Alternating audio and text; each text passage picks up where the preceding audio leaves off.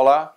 A Câmara dos Deputados aprovou, em votação simbólica, o projeto de lei 3376 de 2015, que transforma em crimes hediondos a posse, o porte, o comércio ilegal e o tráfico de armas de fogo de calibre restrito.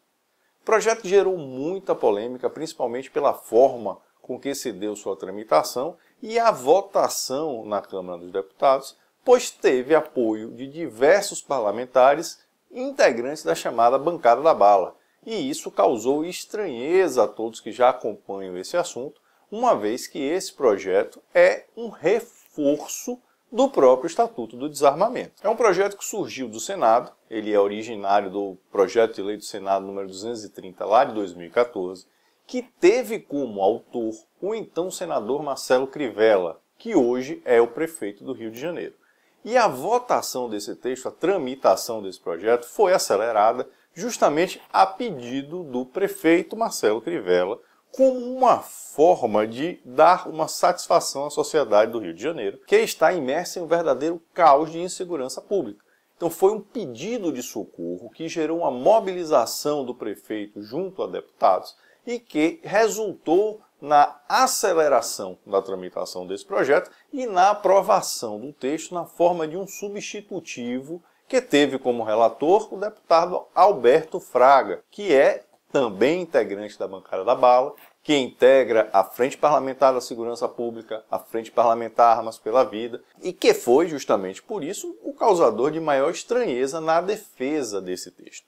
É um projeto que tem diversos problemas, e aí não só da concepção ideológica do próprio texto, como do ponto de vista técnico. É um projeto tecnicamente equivocado, cheio de vícios, e que, inclusive, muito possivelmente, sequer vai ser sancionado, caso seja aprovado como está pelo Senado, sequer vai ser sancionado pelo presidente da República, porque dificilmente passará pelo crivo da Casa Civil quando analisar a constitucionalidade, por exemplo, desse texto. O projeto tem vícios claros de inconstitucionalidade.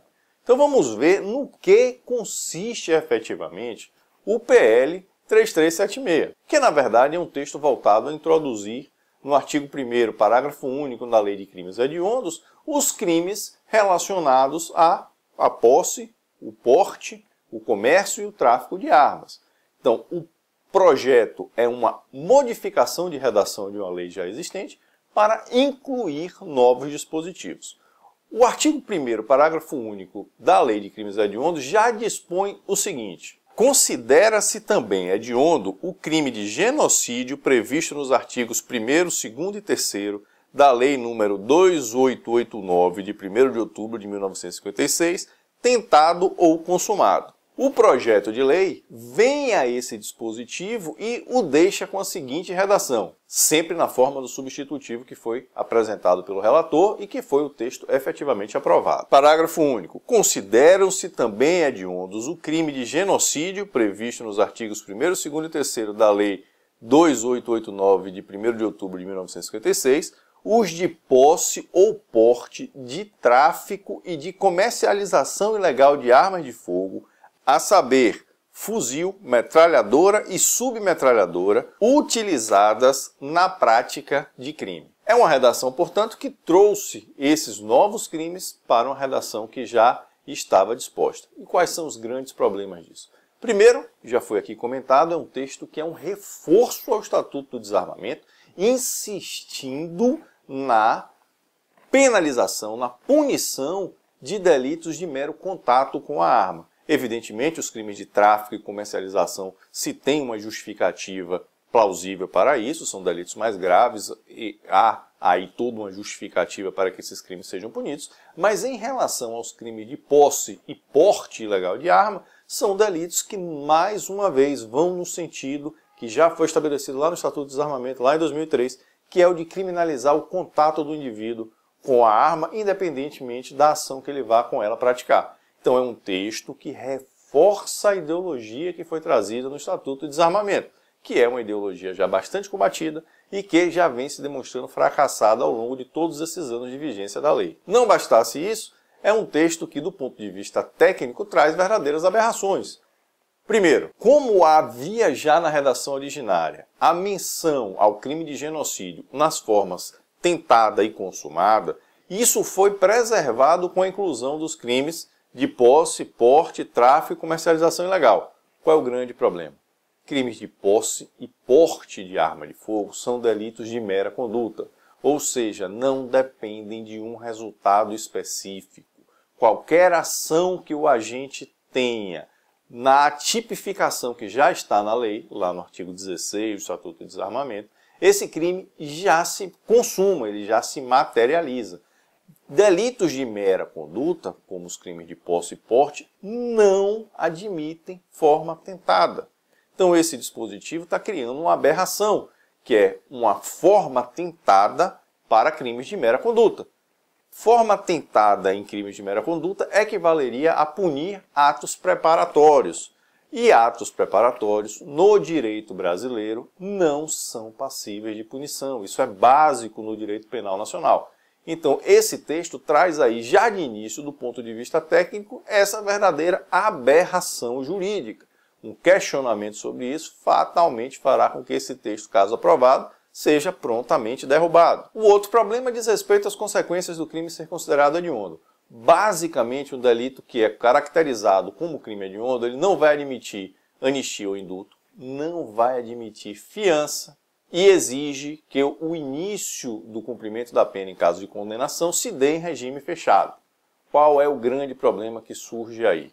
Em relação à fiança, que diz respeito à liberdade provisória do indivíduo, há já uma decisão do Supremo Tribunal Federal, na ação direta de inconstitucionalidade 3112, que questionava dispositivos do próprio Estatuto do Desarmamento, reconhecendo a inconstitucionalidade da vedação à fixação de fiança em delitos de mera conduta, porque não são crimes de perigo imediato, não são delitos que expõem qualquer vítima a risco concreto e justamente por isso tratar esses crimes como inafiançáveis seria uma violação aos preceitos da razoabilidade, da proporcionalidade consagrados na Constituição Federal. Por isso esses crimes não podem ser vedados à concessão de fiança. Ou seja, o texto aprovado pela Câmara dos Deputados é um texto que já nasce com uma declaração de constitucionalidade firmada pelo próprio Supremo. O Supremo já disse, delitos de mera conduta,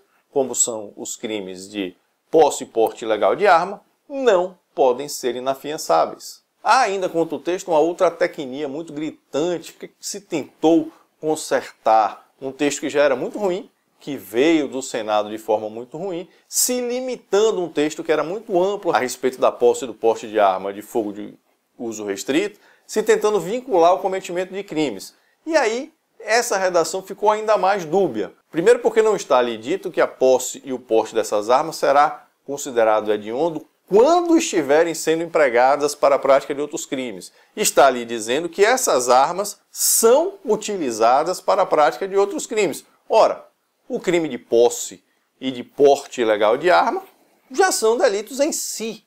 E, portanto, eles sozinhos se bastariam para a configuração de um crime. O indivíduo que está em posse de uma arma ilegal, à luz da legislação, ele já está cometendo crime. Então não houve ali uma técnica precisa de redação que se vinculasse essa hediondez ao cometimento de outros crimes. Não. Foi ali simplesmente dito utilizados na prática de crime. Utilizados na prática de crime pode ser o próprio crime de posse e de porte ilegal de arma de fogo. Não há ali nenhuma vinculação que vá preservar o indivíduo de eventuais abusos. E num outro aspecto, se fez ali a delimitação de quais armas são consideradas para a fixação do crime hediondo. E ali se botou fuzis, metralhadoras e submetralhadoras. Uma outra aberração. Afinal, se o indivíduo utilizar uma granada e uma bazuca, não vai ser crime hediondo, mas se ele utilizar um fuzil monotiro de ferrolho, esse crime vai ser considerado hediondo. Então nós temos aí uma desproporção total entre as penalidades. O emprego de armas mais letais poderá vir a ser considerado crime comum e o emprego de armas muito menos letais vai ser considerado crime hediondo.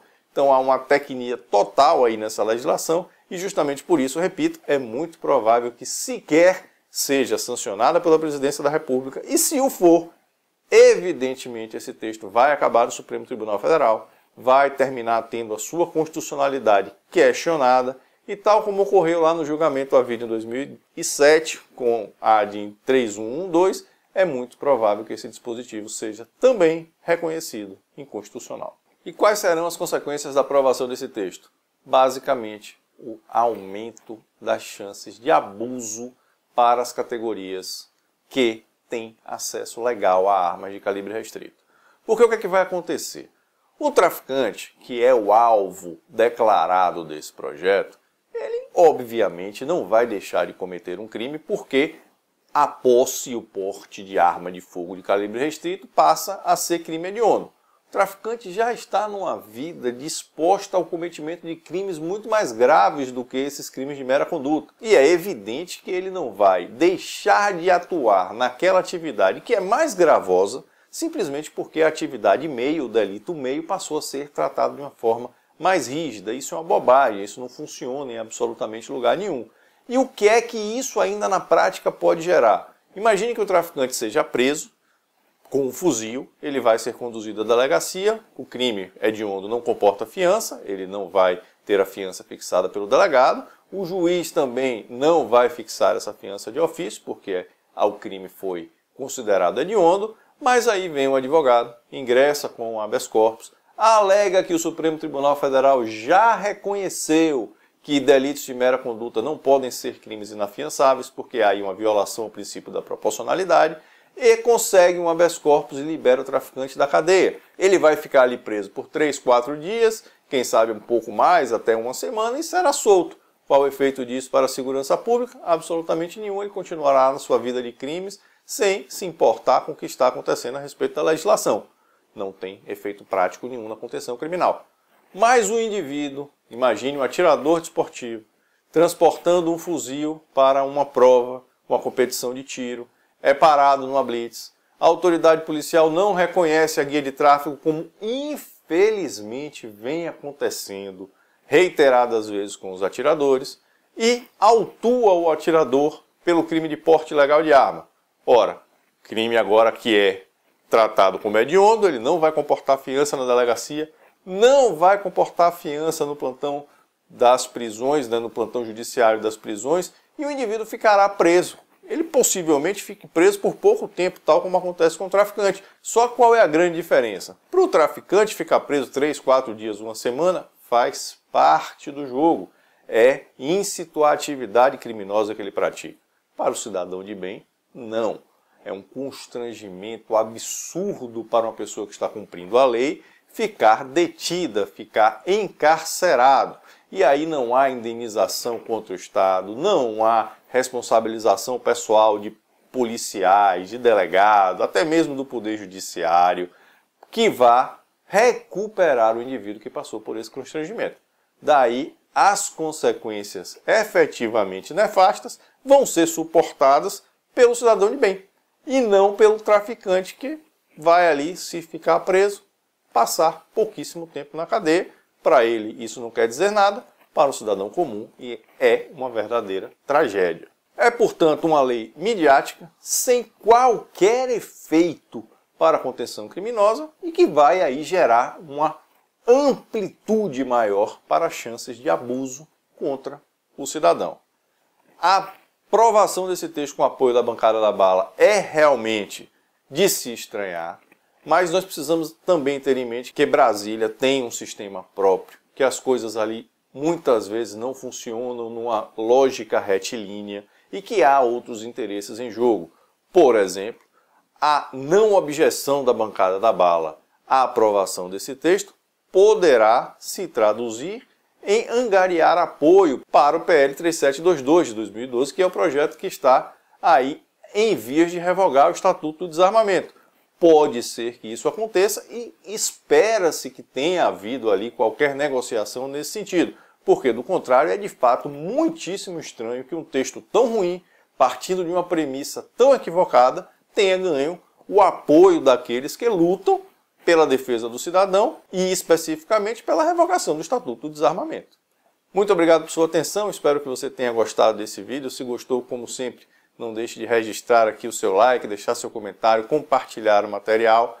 E se você ainda não está inscrito no canal, aproveite para fazer isso, clique aqui, se inscreva, ative as notificações. O canal tem crescido bastante, nós estamos já chegando na marca de 10 mil inscritos, faltam aí poucos inscritos para chegarmos aos primeiros 10 mil. E assim que o canal completar 10 mil inscrições, nós teremos novidades por aqui. Fique ligado e acompanhe. Um forte abraço e eu te vejo no próximo vídeo.